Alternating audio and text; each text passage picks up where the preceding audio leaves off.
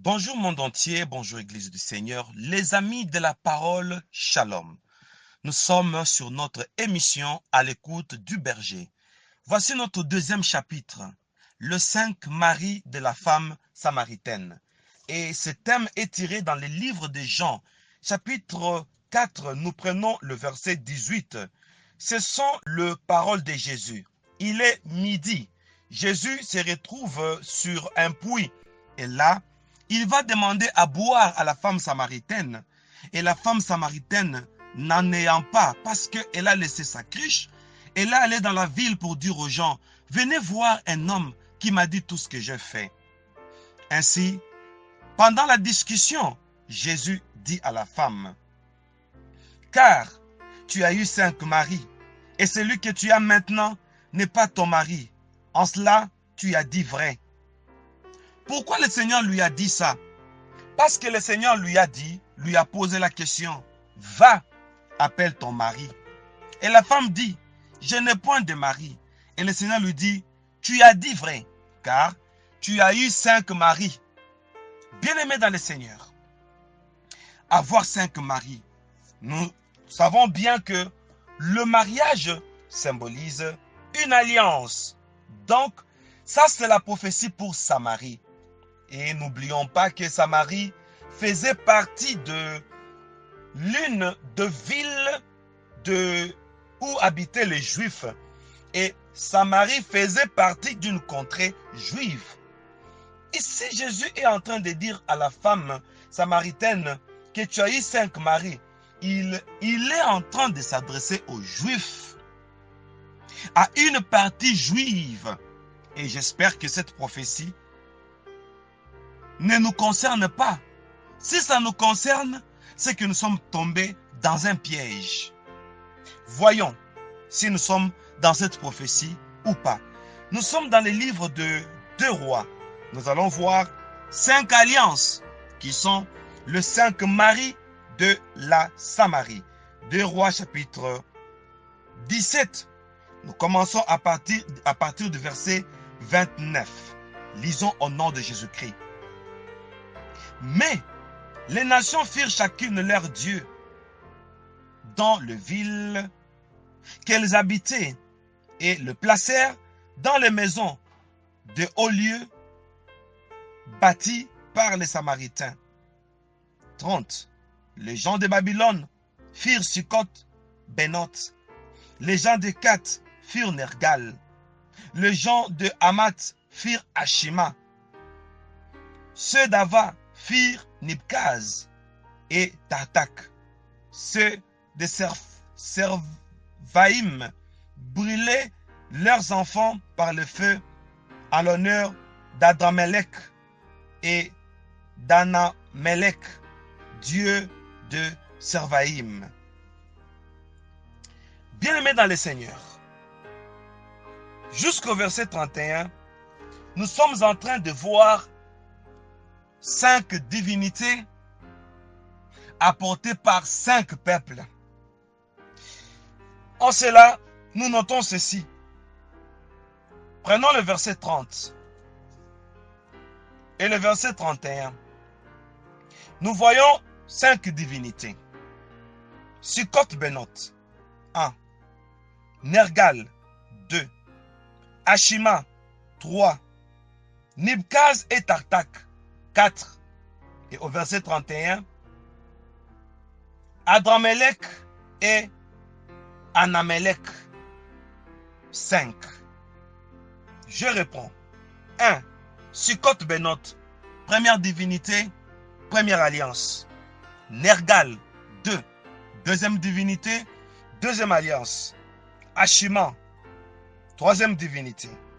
Nibkaz et Tartak, quatrième divinité. Et Adramelech et Anamelech,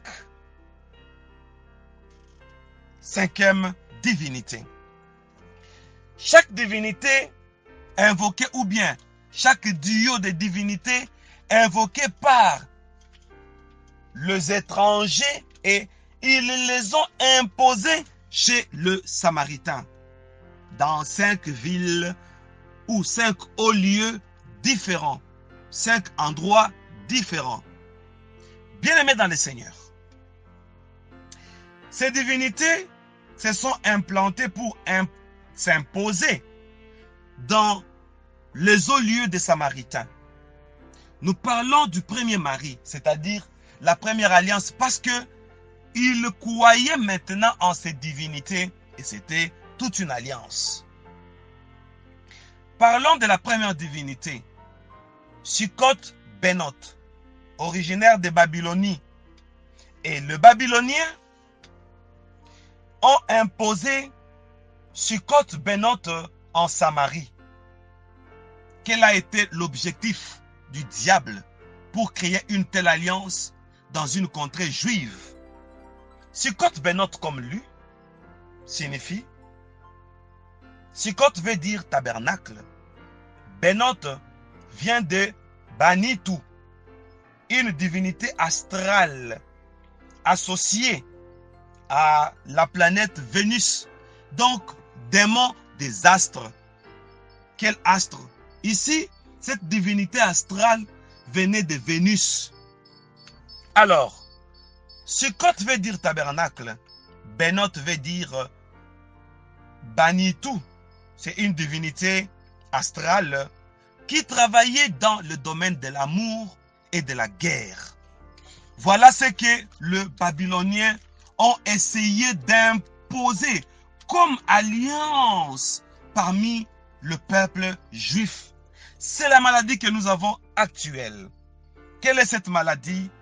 Elle se trouve dans le tabernacle.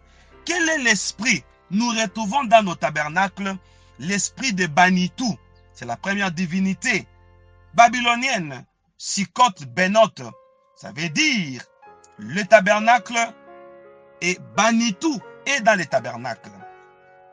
Alors, cette divinité, Benoth, qui veut dire Banitou, elle travaille dans le domaine de l'amour et de la guerre et elle vient s'investir dans l'un des tabernacles de Samaritains.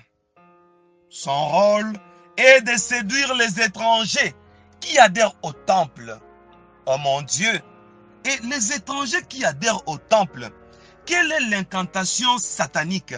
L'incantation satanique est que tout le nouveau converti, en venant au temple, que ce nouveau converti soit séduit. Le démon de la séduction, le démon de l'impureté sexuelle. Et l'impureté sexuelle, ici, était caractérisée par l'adultère et l'impudicité. Comment? Les Babyloniens ont tout fait que dans le tabernacle qui était à Samarie, qu'il y ait des étrangers et que ces étrangers se prostituent avec les adeptes de Banitou. Je prie que le Seigneur nous ouvre les yeux spirituels maintenant, que les oreilles spirituelles s'ouvrent maintenant, afin que nous puissions entrer dans la prophétie, comprendre la prophétie et prendre des dispositions et sauver l'Église du Seigneur. Je prie ainsi dans le nom puissant du Seigneur Jésus-Christ. Amen. Ici, Banitou a dispatché ses fidèles, ses adeptes, dans le tabernacle qui était à Samarie. Nous parlons du temple, bien sûr. Tous les nouveaux qui adhéraient au temple étaient séduits par les adeptes de Banitou, une divinité astrale. De quelle planète? Vénus. Je parle maintenant en tant que prophète.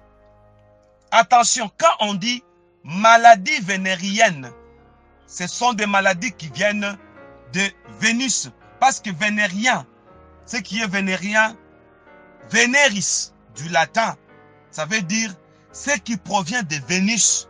Et les maladies vénériennes, ce sont des maladies sexuellement transmissibles.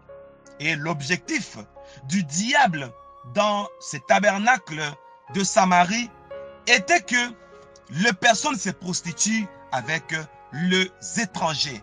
Tous les étrangers qui venaient au temple, c'est une incantation cachée qui fait que tous ceux qui viennent au temple, nouvellement convertis, qu'ils soient déjà injectés par un vaccin de l'infidélité sexuelle. C'est-à-dire, quand les gens vont adhérer dans les églises, quoique étant dans les églises, mais ils sont sous l'emprise de Manitou. Manitou, Banitou plutôt. Banitou est une divinité de l'infidélité sexuelle, l'impudicité et l'adultère. Dès le départ, ces démons font que, en adhérant dans une église, qu'on ne prenne pas du temps dans cette église. Voilà pourquoi les fidèles changent les églises. Voilà pourquoi les fidèles ne traînent pas dans les églises. Moi, en tant que doyen des églises et pasteur, je fais un constat. À chaque génération, c'est-à-dire, nous pouvons prendre une génération d'une année, de 2 ans, de 3 ans, ainsi de suite. Chaque année, vous allez voir dans les églises, il y a une nouvelle génération. Les anciens partent facilement. Vous pouvez voir une église de 1000 personnes. Vous revenez après 3 ans, il y a toujours 1000 personnes, peut-être 2000 ou 3000. Mais les 2000, le 1000, le 3000 personnes ne sont pas vos anciens fidèles. Et même moi qui vous parle, je fais un constat. À chaque génération, à chaque moment, vous allez vous rendre compte que vous avez une nouvelle génération. Les anciens qui vous appelaient, qui s'occupaient à vous, ils se taisent facilement et on continue toujours à vous appeler. Vous continuez toujours à encadrer. Mais les personnes que vous encadrez ne sont pas les mêmes, les anciens. Nous n'avons plus les doyens des églises. Nous n'avons plus les pionniers des églises. Pourquoi? Parce qu'il y a les générations qui se succèdent. Tout ceci, ce n'était qu'une incantation. Église du Seigneur, si nous avons la facilité, nous sommes prompts à abandonner nos pasteurs. Comme la Bible déclare, n'abandonnons pas nos assemblées, comme c'est l'habitude de quelques-uns. Je vous ai toujours dit, une assemblée où la vérité n'est pas annoncée, il faut la quitter. Il ne faut même pas traîner là-bas parce que votre âme est en jeu. Mais dans une église, Paul dit, glorifiez-vous dans le Seigneur, comme la nôtre. Nous, Messianic International Church, nous valorisons la parole prophétique. Nous valorisons la parole révélée. Nous ne prêchons pas autre chose. Si les personnes nous quittent si promptement, monde entier, c'est une prophétie qui est en train de s'accomplir. Pourquoi? Sitôt on adhère dans une église, sitôt le combat est dans la dite église. Voilà pourquoi la première alliance de Samarie était Sukkot Benot. Sukkot veut dire tabernacle, Benot veut dire Banitou. C'est une incantation où Satan veut que, quoi qu'étant au temple, mais qu'on soit animé par un esprit d'adultère. Jésus-Christ a dit, une génération méchante et adultère demande un miracle. Voilà l'adultère spirituel. Les gens vont quitter le tabernacle à la recherche de miracles, à la recherche de prophètes, sous la séduction de prophètes qui disent « Dieu m'a dit, Dieu m'a dit, Dieu m'a dit ». Et à cause de cela, on quitte facilement son église. On abandonne facilement son berger. Et Jésus dit, tu as eu 5 maris. Voilà le premier mari. Samarie qui représente Israël actuel, c'est-à-dire une partie d'Israël, une partie des Juifs. Il y a une partie des chrétiens qui se laisseront séduire, c'est-à-dire Banitou dans les tabernacles. Banitou, c'est-à-dire l'esprit de séduction dans les tabernacles. Oh mon Dieu!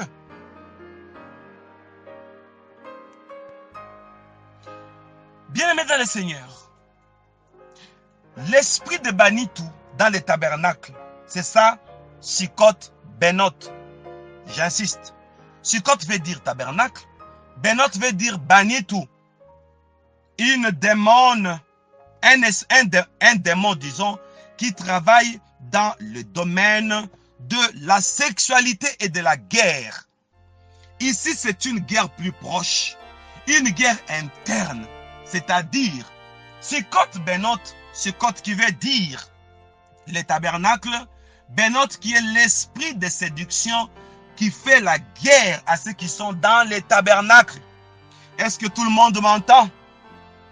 Dans l'angle spirituel, cette incantation satanique venant de Babylone était que les gens se prostituent, qu'étant des partisans du tabernacle, que les gens se fatiguent de leurs pasteurs, que les gens se fatiguent de leurs églises. Bref, une guerre d'adultère, une guerre d'impudicité spirituelle contre les partisans de l'église.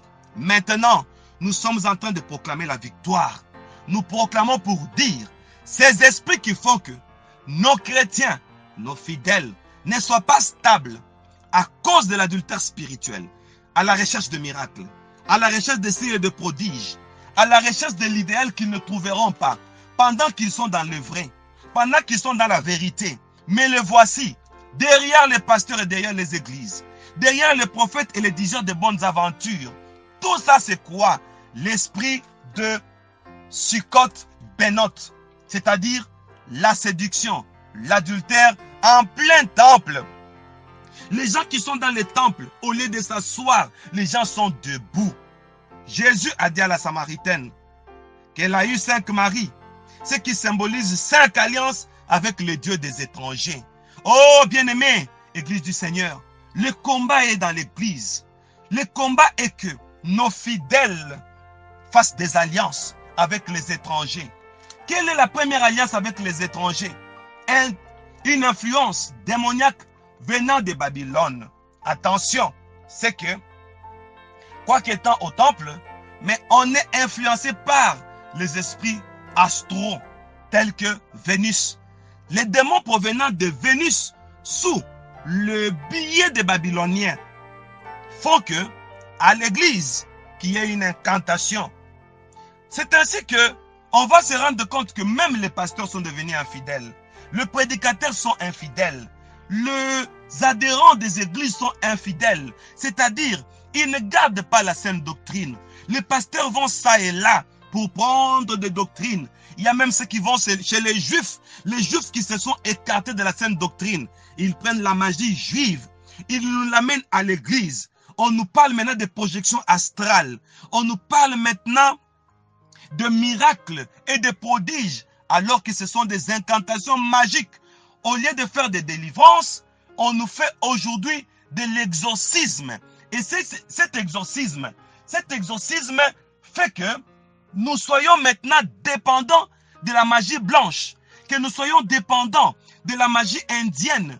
Aujourd'hui, nous voyons ces choses dans les églises. Ça s'interprète par quoi? Par une alliance que les pasteurs feront. Ça, c'est de l'adultère. Le pasteur prendra l'alliance avec le dieu étranger. Vous allez voir les miracles, alors que ce sont des incantations ailleurs. Voilà la première alliance avec où l'église va conclure avec les étrangers. Les dieux étrangers. Les dieux étrangers sont entrés dans l'église.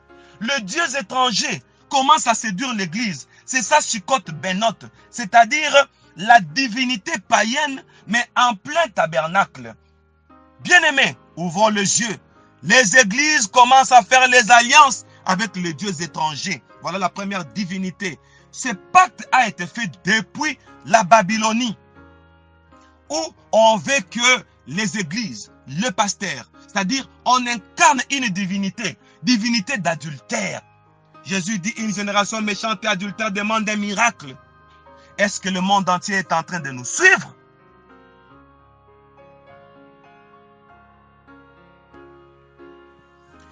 Le 5 mari de la femme samaritaine. N'oublions pas et soulignons-les pour dire que Samarie fait partie de l'une des villes juives. Or, la terre juive est une terre sainte. Ça, c'est la prophétie d'Israël. Ça, c'est la prophétie de la chrétienté. La vie chrétienne dont nous tous, nous faisons partie. Bien-aimés, mais on nous montre que Samarie qui symbolise l'une des parties de chrétiens. Jésus vient. Il est midi. Quand il est midi, il n'y a pas d'ombre. Et c'est en ce moment-là que Jésus va à Samarie. Pour dire que la loi, au temps de Moïse, c'était l'ombre. Et la réalité, c'est auprès de Jésus. Et maintenant, Jésus va pour confirmer la parole. Il veut communiquer la vie, la source de l'eau vive à cette femme samaritaine. Mais dommage Jésus la trouve avec des engagements. Comme conséquence, quand on a des engagements avec les étrangers, écoute le langage de la femme samaritaine. Elle dit, entre les Juifs et le Samaritain, il n'y a pas d'entente. Pourquoi? Parce que la prophétie veut simplement nous faire voir que quand nous laissons la place aux dieux étrangers, c'est-à-dire aux influences étrangères, même notre alliance avec Dieu, notre relation avec Dieu sera compromis. Voilà la compromission. Quand on laisse les étrangers prendre de l'impact sur nous. Qui sont ces étrangers? Nous avons vu la première influence, c'était une influence babylonienne à partir de Sukkot. Et Sukkot, nous avons dit que c'est le symbole du temple, du tabernacle. Sukkot Benot. Or, c'était une divinité qui veut dire que l'adultère soit dans les temples. L'objectif, c'est de nous séparer seulement des dieux. Deuxième alliance, deuxième mariage, deuxième mari. D'après la lecture, nous avons dit que c'est Nergal. Qui est Nergal? Nergal est aussi un démon babylonien imposé à Samarie. Voilà la deuxième alliance. Cette alliance a comme objectif que les enfants de Dieu, les chrétiens, puissent subir la mort. Pourquoi? Parce que Nergal est une divinité de la mort. Elle est originaire de Kut.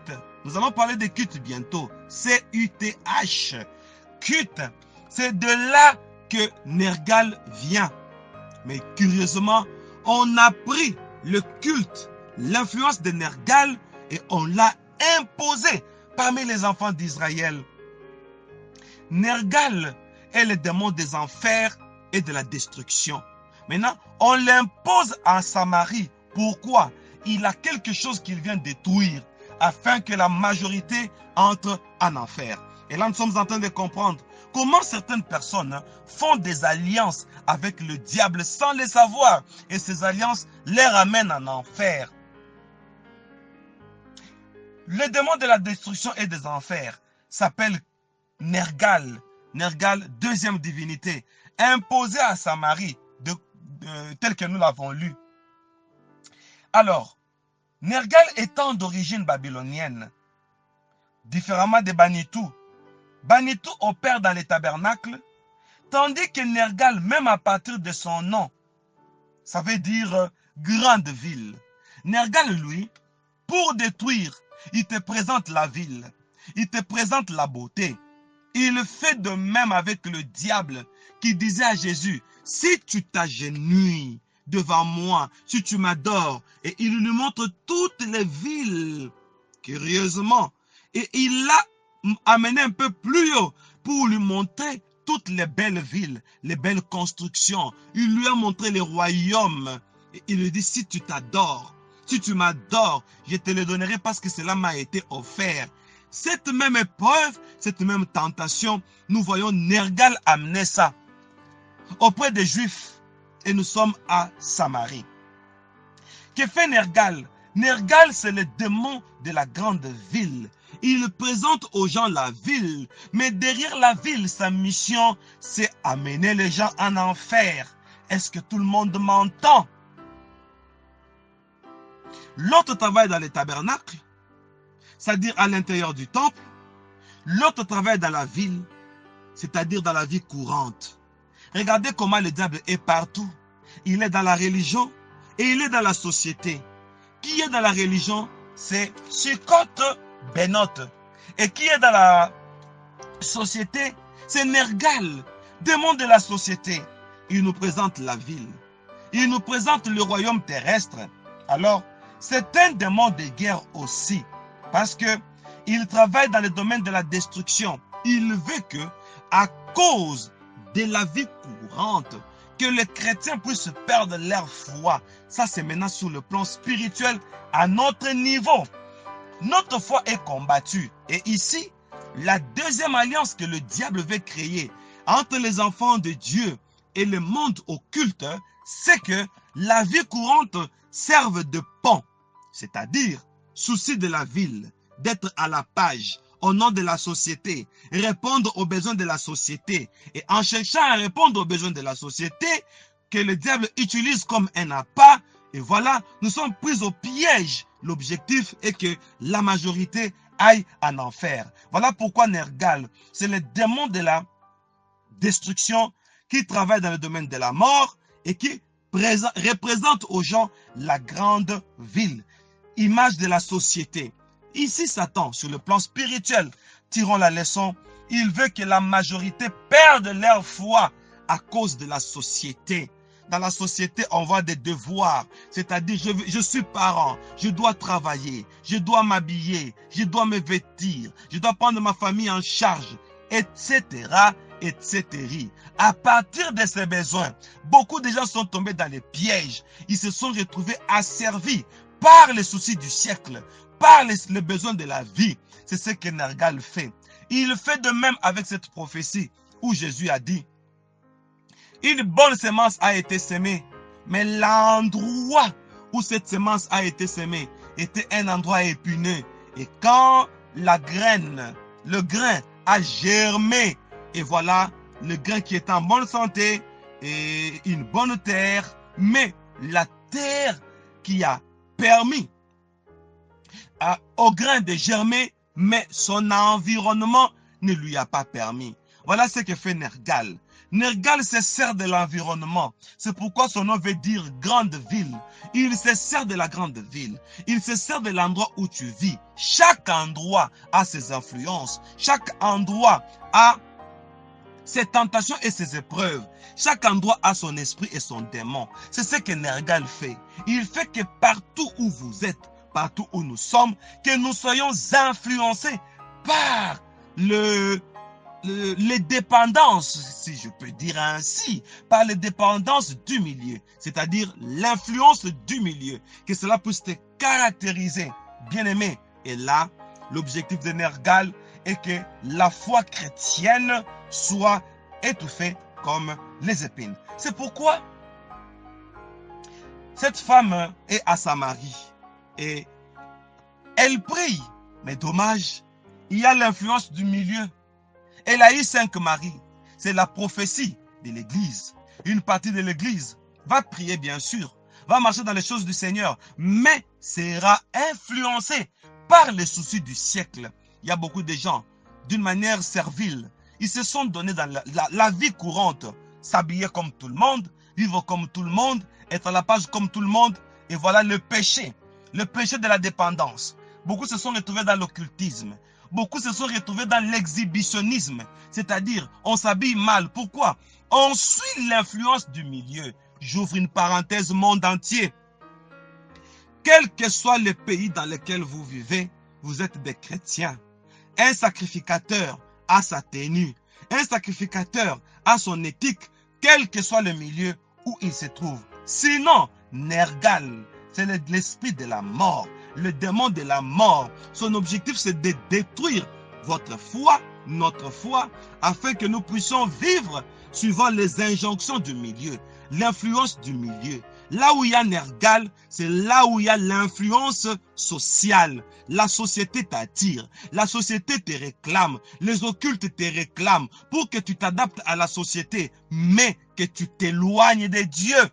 Voilà pourquoi on l'appelle esprit de mort. Il apporte la mort spirituelle. Il combat la foi en donnant aux habitants de la terre l'amour terrestre, l'amour de la vie terrestre. C'est ce que Nergal fait. Attention, ce piège est contre Samarie. Samarie, c'est une partie juive, l'une des contrées juives. Ce qui veut dire prophétiquement, une partie des chrétiens sera caractérisée par les soucis du siècle, les attraits de ce monde. Et voilà, l'objectif de Nergal, c'est d'amener les gens en enfer. Voilà une partie de l'Église est tombée dans ces pièges. C'est lui qui tombe dans les pièges où la vie courante, la société l'attire trop. Pour gagner la vie, on est prêt à tout. Pour avoir un poste, on est prêt à tout. On peut faire n'importe quoi avec n'importe qui. On peut entrer dans la mafia. On peut entrer dans l'occultisme. On peut vivre dans la prostitution. On peut devenir concubine du patron, concubin de la patronne, etc. Tout ceci, c'est pour gagner la vie. Et là, on est tombé dans le piège de Nergal, les démons de la vie terrestre. Mais son objectif, c'est l'enfer. Parce que c'est un démon que la mythologie a appelé le prince des enfers. Que fait Nergal? Nergal a reçu l'ordre de causer des calamités, c'est-à-dire des épreuves, de la crise, crise économique, crise financière, la crise politique. Tout ça, c'est lui. Pour que les personnes soient bloquées. Une fois bloquées, il a l'objectif d'injecter auprès de ses victimes le souci de la vie. C'est pourquoi la Bible dit, ne vous inquiétez de rien. En toute chose, faites connaître vos besoins à Dieu par de prières et des supplications. Maintenant, lui donne les soucis du siècle et à partir de ces soucis, il veut seulement que tu t'écartes de Dieu. Et quand tu t'écartes de Dieu, c'est la mort spirituelle. Et lui travaille dans le domaine de la mort, mais en présentant aux gens la grande ville, la société, la vie courante. Et les gens chercheront à s'adapter à la vie actuelle. Dans la mythologie babylonienne, ce démon tire son origine. Et la mythologie dit de lui qu'il a l'haleine du vent du désert. Voyez-vous, son haleine, et cela est vrai, le souffle qu'il éjecte, le souffle qu'il fait sortir de sa bouche, c'est vraiment le vent du désert. Le désert qui symbolise la sécheresse. Jésus étant la source de l'eau vive. Maintenant, lui souffle un vent du désert, c'est-à-dire le vent du paganisme. Que les gens puissent vivre sans Jésus, que les gens puissent vivre hors Jésus, que les gens puissent vivre loin de Jésus. C'est ça l'objectif de Nergal. C'est ça le souffle, la laine du vent du désert. Oh bien-aimé, il est originaire, d'après la Bible, nous avons lu avec vous, de Kut. Kut vient d'après l'étymologie babylonienne Kuta. Alors, les Babyloniens appelaient Kuta ou bien Kuta, ça dépend des versions. Kuta veut dire, c'est-à-dire une ancienne ville babylonienne où habitaient les gouverneurs. Alors, l'objectif de Nergal est que nous soyons influencés par la vie terrestre et que cette vie puisse commencer à nous gouverner. Parce que Nergal lui-même habitait à Kuta. Attention, pour dire, on veut nous gouverner par une dépendance de la vie terrestre, que ça puisse prendre le monopole de notre effort sur la terre, le monopole de notre vie. Donc on cherche la vie, qu'on vive que pour ça. Et voilà le deuxième combat. Tout celui qui est tombé dans ce combat, il a fait alliance avec Nergal. Deuxième alliance, deuxième mari dont Jésus faisait mention. Oh mon Dieu!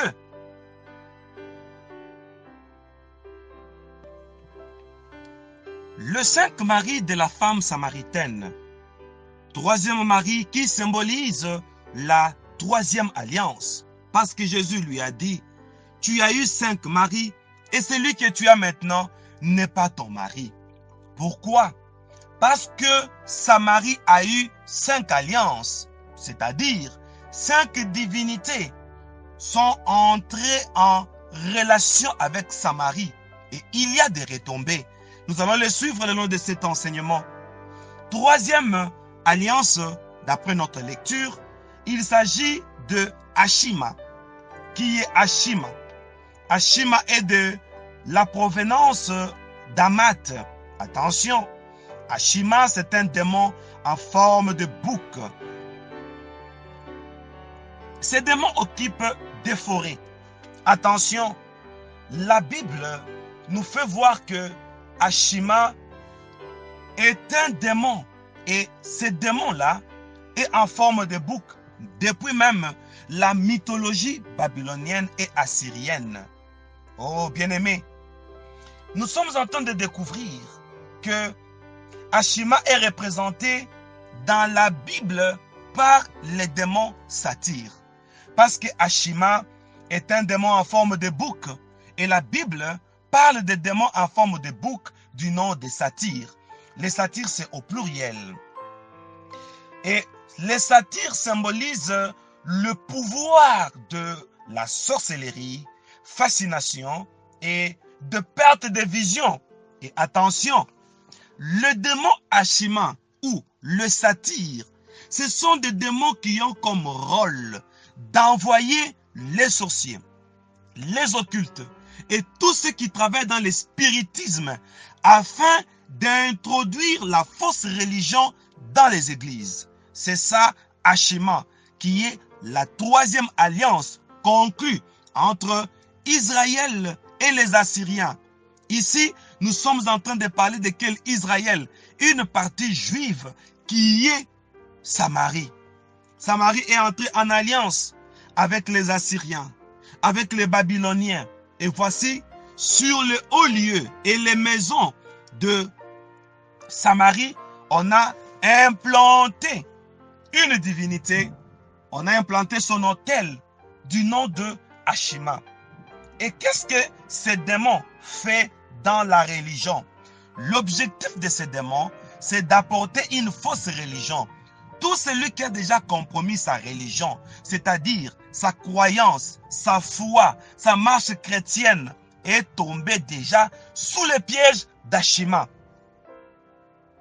Déjà à partir de l'étymologie, Ashima veut dire chose vaine.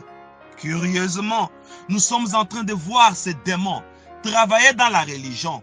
Et l'objectif de ces démons, Ashima, est que les églises ne parlent que de choses vaines.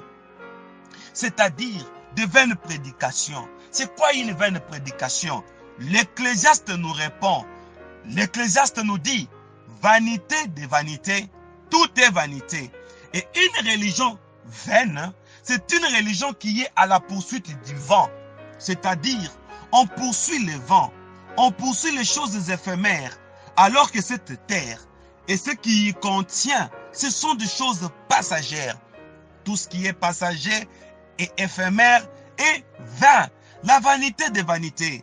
Il y a l'Ecclésiaste qui a dit, il a mangé, il a bu, il a épousé des femmes, il s'est habillé.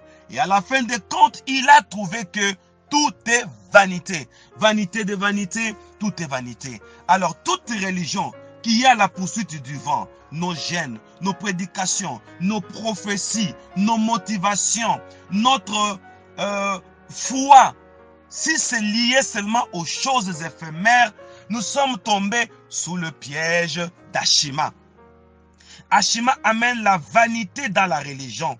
Parce que d'ailleurs, son nom, comme je viens de le dire, c'est un démon de la vanité parce que son nom signifie vanité, c'est-à-dire chose vaine.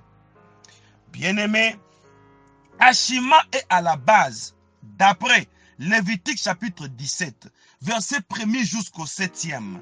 Il est à la base, attention, Ashima est à la base de la perversion d'Israël parce que Josué était en train de conseiller Israël pour dire que vous devez maintenant abandonner votre idolâtrie où vous avez donné des sacrifices aux divinités en forme de bouc. Automatiquement, nous comprenons qu'est-ce qui a dérouté Israël. C'était la doctrine d'Ashima. Ashima était à la base de la perversion des enfants d'Israël. Israël s'est égaré à cause de faux cultes qu'il avait reçus en Égypte. Et Israël, quand il a reçu ce faux culte en Égypte, où on vénérait le veau, on vénérait le bouc, on vénérait le serpent, on vénérait les chiens. Et Israël a copié cette habitude. Et parmi ses défauts, d'après le conseil de Josué, comme nous venons de le dire, dans Lévitique chapitre 17, verset 1er jusqu'au 7e, Israël a commencé à vénérer les divinités païennes. Et il donnait des sacrifices à Ashima, les démons en forme de bouc. Ces démons apportent la vanité. Israël, quand il s'est perdu, Israël a commencé à croire aux divinités païennes et Israël a négligé les dieux d'Israël. Oh mon Dieu! Je demande à nos lecteurs de lire aussi dans 2 Chroniques, chapitre 11, le verset 17. On nous montre la perversion de 2 Chroniques 11, 15. On nous montre la perversion d'Israël qui commençait à vénérer les démons en forme de bouc. Ce bouc Ashima est la représentation de Satan lui-même, c'est-à-dire les cornes du bouc représentent les cornes de Lucifer, les cornes de Satan qui vient en forme de lumière, mais il est un ange, un faux ange de lumière. Bien-aimé, ici, Satan vient lui-même sous la peau d'Ashima, sous la forme d'Ashima, pour incarner ou s'incarner dans la fausse religion. Étant le démon de la vanité, il incarne cette vanité dans les églises pour que l'église commence à poursuivre le vent, la perte de vision, la perte de l'essentiel, la perte de la saine doctrine, pour ne se baser que sur les accessoires, ne jeûner que pour les choses éphémères, l'amour de la vie, le matériel, et voilà les choses qui commencent à avoir un sous-bassement ou son sous-bassement dans la religion chrétienne. Et nous sommes devenus des religieux et non des chrétiens. Ça, c'est le travail d'Ashima. Et Jésus dit à la femme samaritaine, tu as eu 5 maris. Ici, ce sont les 5 alliances que la femme samaritaine, l'exemple d'une partie ou la prophétie d'une partie d'Israël qui va faire une alliance avec ses esprits. Ici, la 3e alliance, c'est un combat direct contre l'Église, un combat direct contre les chrétiens, un esprit de bouc. Le bouc est un esprit têtu, mais ce bouc est chauve. Attention, c'est-à-dire un esprit têtu qui vient amener l'Église dans la perte de la gloire, parce que la calvitie symbolise ce qu'on dit dans des anciens termes ikabod, c'est-à-dire quelque chose qui n'a pas de gloire. Voilà ce démon Ashima. Il vient pour faire que l'église ou la gloire de Dieu à l'église devienne ikabod, c'est-à-dire que l'église perde son identité. À cause de quoi? Des esprits de la vanité. Vanité de vanité. Église du Seigneur, monde entier. Faisons attention à tout ce qui est vain, parce que c'est l'esprit d'Ashima. Et tout celui qui, l'église, ou tout cela dont leur objectif maintenant, c'est seulement les choses de la terre. Ils sont tombés sous le règne ou l'emprise d'Ashima. Et nous devons veiller à ce que nos églises, nos pasteurs, nos prédications, nos chrétiens, nos motivations, que tout ne vise que l'essentiel. Et l'essentiel pour nous chrétiens, ce n'est pas les choses matérielles. L'essentiel pour nous chrétiens, c'est le spirituel, le ciel. Et tout celui qui, facilement, est emporté par la vanité, vanité de vanité, il est tombé sous l'emprise ou la séduction d'Ashima. Ashima, c'est le démon de la vanité et il vient travailler dans la religion. Et combien de religions, combien de confessions, combien d'églises aujourd'hui, combien de chrétiens aujourd'hui sont tombés sous ces règnes maléfiques? Oh mon Dieu!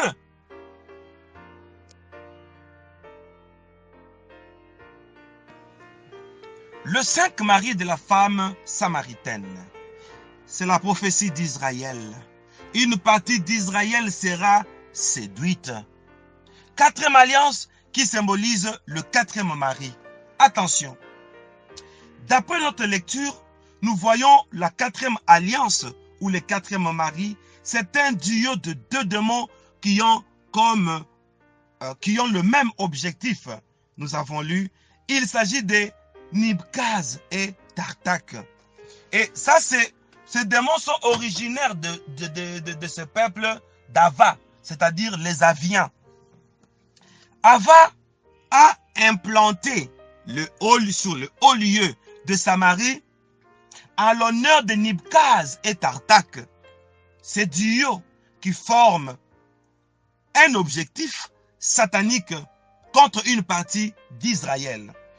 Parlons d'abord en passant de Nibkaz, parce que les Aviens ont amené 2 démons à Samarie.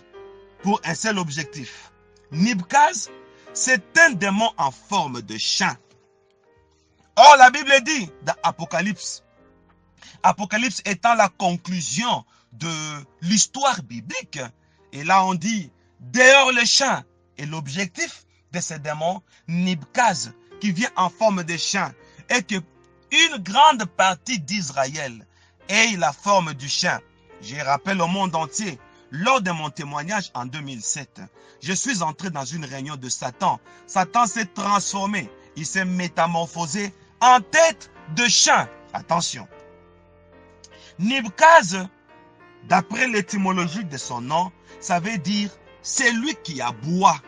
Attention, nous sommes dans le livre de Psaumes, chapitre 59, versets 6 à 7. On dit, mes adversaires viennent chaque soir. Ils aboient comme des chiens. Qui les entend? Oh mon Dieu, c'est David qui est en train de prophétiser. Vers le soir, il y aura les chiens qui vont s'élever. Les chiens vont aboyer. On dit qui les entend? Personne n'entend cette prophétie. Personne ne se rend pas compte que vers le soir, c'est l'esprit du chien qui va régner. Et le chien là va faire le tour de la ville. Lisons bien ça dans Psaume chapitre 59, versets 6 à 7. Il y aura la guerre le soir, la guerre du chien, l'esprit de chien. Attention. Il y a comme quatrième alliance Nibkaz et Tartak. Nibkaz, c'est l'esprit du chien. Israël fera l'alliance avec l'esprit du chien.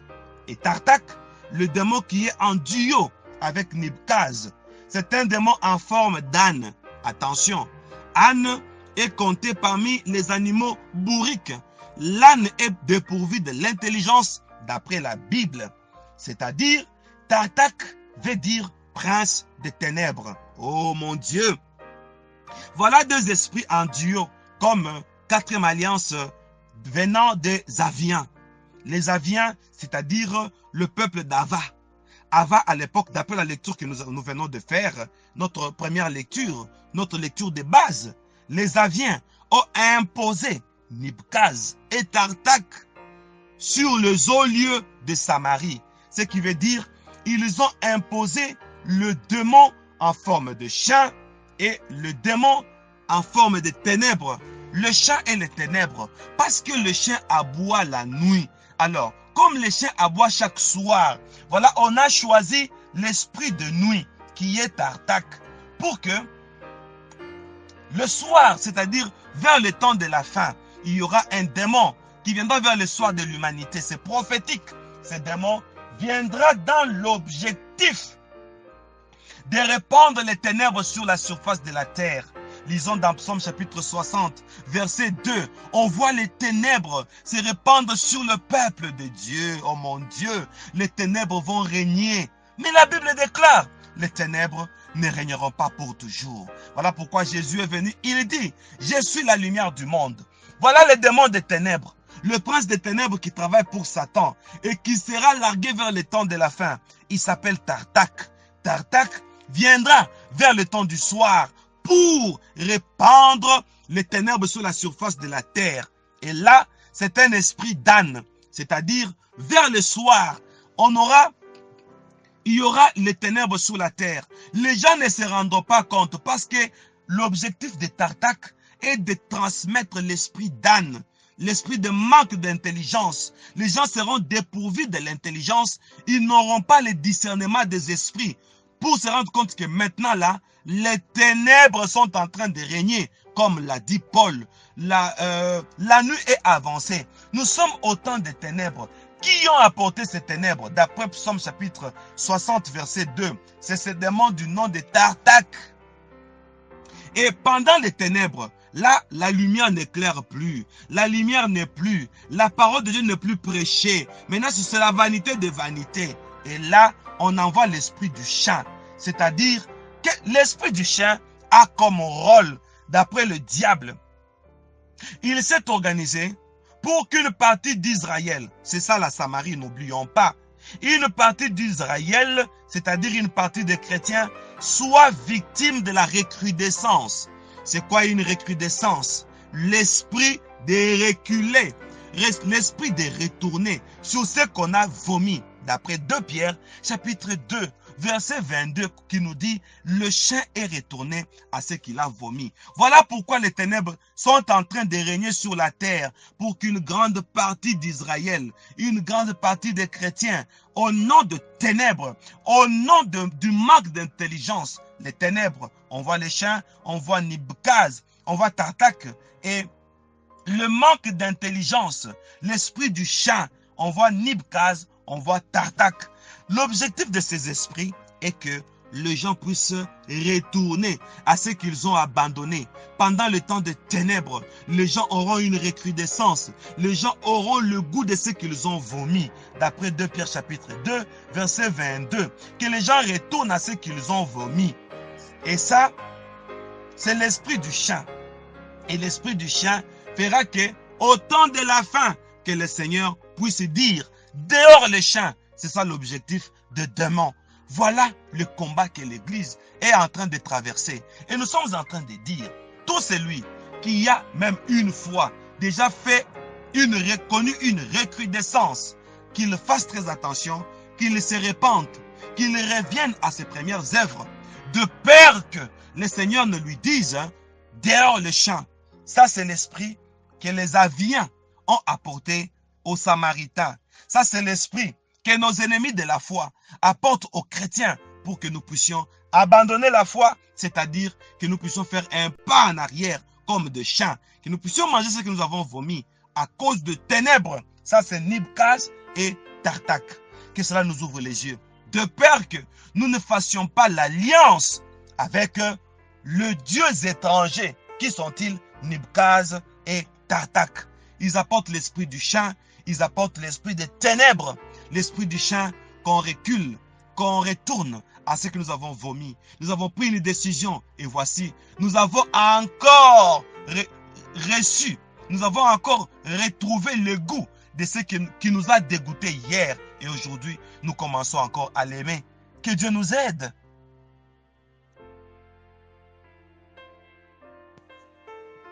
Bien-aimés, maintenant nous sommes en train de chuter.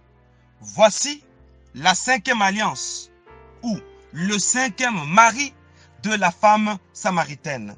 C'est ce peuple qu'on appelait, d'après notre lecture, Servaïm. Ce peuple a placé sous le haut lieu samaritain 2 divinités du nom de Adramelech et Anamelech. Alors, ces dieux démoniaques a comme quel rôle? Attention! Maintenant, la guerre devient plus forte. Une guerre contre Samarie, une guerre contre Israël, une guerre contre les enfants de Dieu. L'objectif de ces 2 démons, placés par le peuple de Servaïm, attention, il y avait le Syrien qui faisait des sacrifices humains au nom de ces 2 démons. Alors, ces 2 démons, ce sont les 2 démons des sacrifices. Leur rôle, c'est de sacrifier les enfants. Leur rôle, c'est de faire passer les humains par le feu. Donc, il y a une partie d'Israël qui sera sacrifiée. D'après le plan du diable, ne pouvons-nous pas empêcher le diable à réussir ce plan, Église du Seigneur?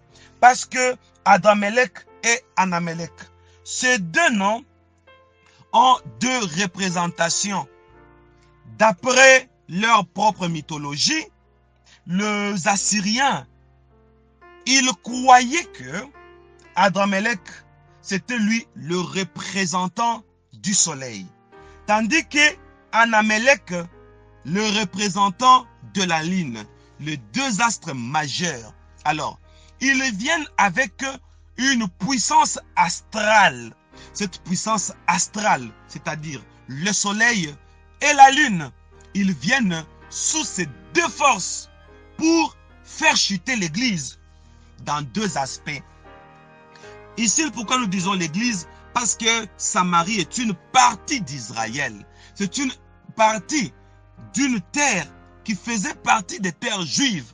C'est la prophétie de l'Église actuelle. Une grande partie sera attaquée par Adramelech et Anamelech.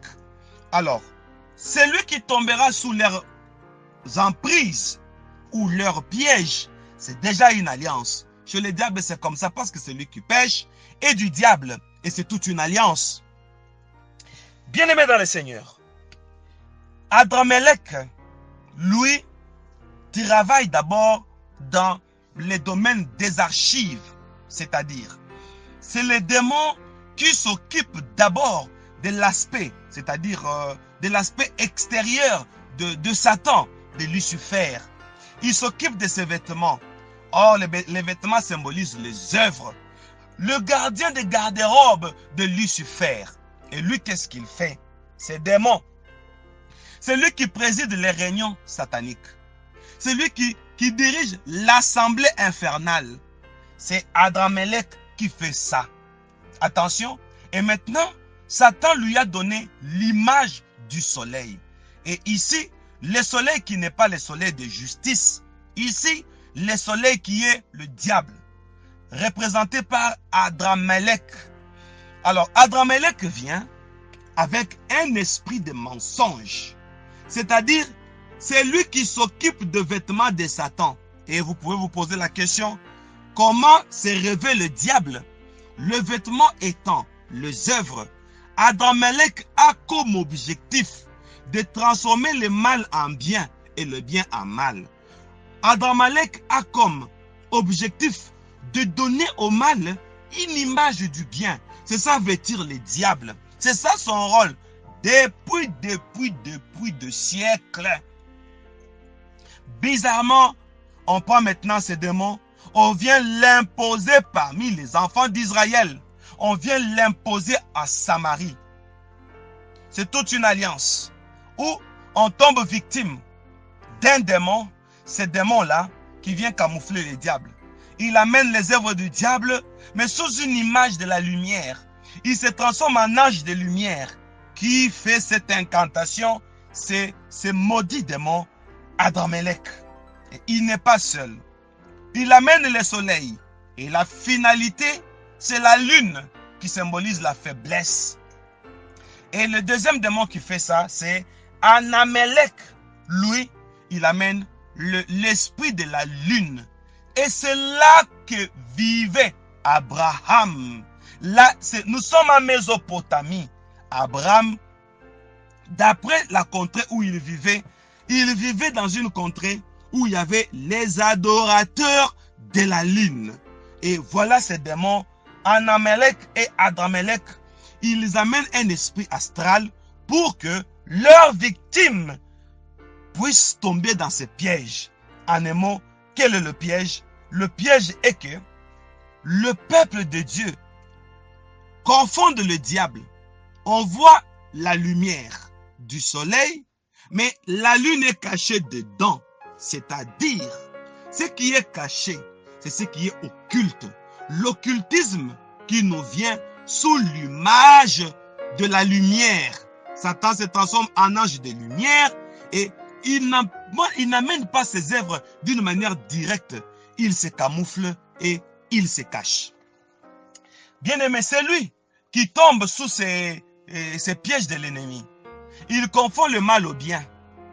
Il y a la lune, mais plaquée par le soleil.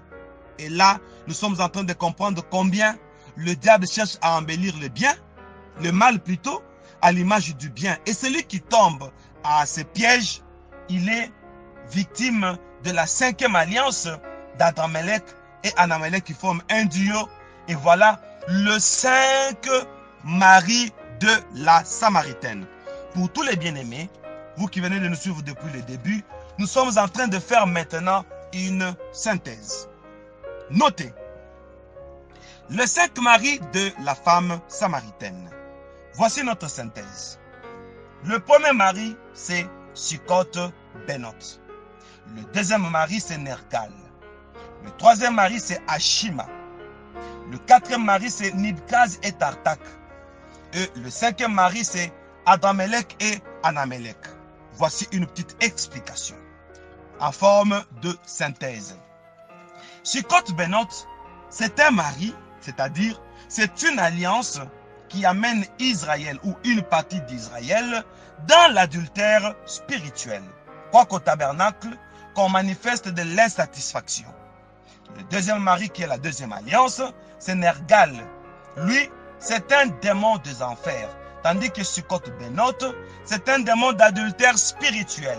Mais Nergal, lui, est un démon des enfers. Il amène un asservissement social. C'est-à-dire que les gens aient le souci de la vie au piège de la société.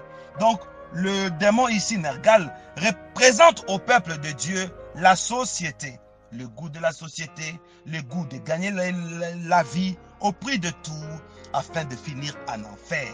Et la troisième alliance, qui est le troisième mari, c'est Ashima, démon de la fausse religion. Que fait ce démon de la fausse religion? Il fait que les gens soient liés aux vanités, au matériel et aux choses éphémères. Et la quatrième alliance, qui est le quatrième mari, c'est Nibkaz et Tartak, démon des ténèbres et de la rétrogression, c'est-à-dire le chat et l'âne, démon des ténèbres et de la rétrogression. Ils font que les gens retournent à ce qu'ils ont vomi afin que règne le ténèbre. Et enfin, le cinquième démon, ou la cinquième alliance de Samarie, il s'agit de Adramelech et Anamelech, les deux esprits qui font que les personnes soient dans une confusion, que les gens confondent le mal avec le bien. C'est comme nous avons dit la fois passée, c'est le yin-yang, démon du yin-yang. Qu'est-ce qu'il fait? À la place du mal, on donne l'image du bien. C'est la lune, mais on donne l'image du soleil. Voyez-vous, c'est ça le mensonge du diable. Voilà le cinq maris de la femme samaritaine. Ce n'étaient pas des humains, c'était des alliances. Et Jésus dit, tu as eu 5 maris, et celui que tu as maintenant n'est pas ton mari. Voilà la femme samaritaine a manqué un mariage avec celui qu'on appelle la source de l'eau vive. Pourquoi? Parce que notre Dieu est un Dieu jaloux. Cette partie d'Israël, cette partie des Juifs a été séduite ou séduite par ces 5 alliances qu'on a placées dans les hauts lieux. Oh mon Dieu, est-ce que, en suivant cet enseignement, ne pouvons-nous pas défendre l'Église? En suivant cet enseignement, ne pouvons-nous pas prendre des dispositions pour que l'Église ne tombe pas victime de ces choses, de cette séduction? Merci pour votre attention. Vous venez de suivre cette émission à l'écoute du berger et nous nous retrouvons au prochain numéro ou à la prochaine émission où nous allons répondre encore à l'une de vos questions. Que Dieu vous bénisse, portez-vous bien et n'oublions pas de défendre l'Église. Défendons l'Église, partageons cet enseignement pour que le monde entier comprenne comment une grande partie d'Israël sera combattue et que ce combat ne nous atteigne pas. Soyez bénis.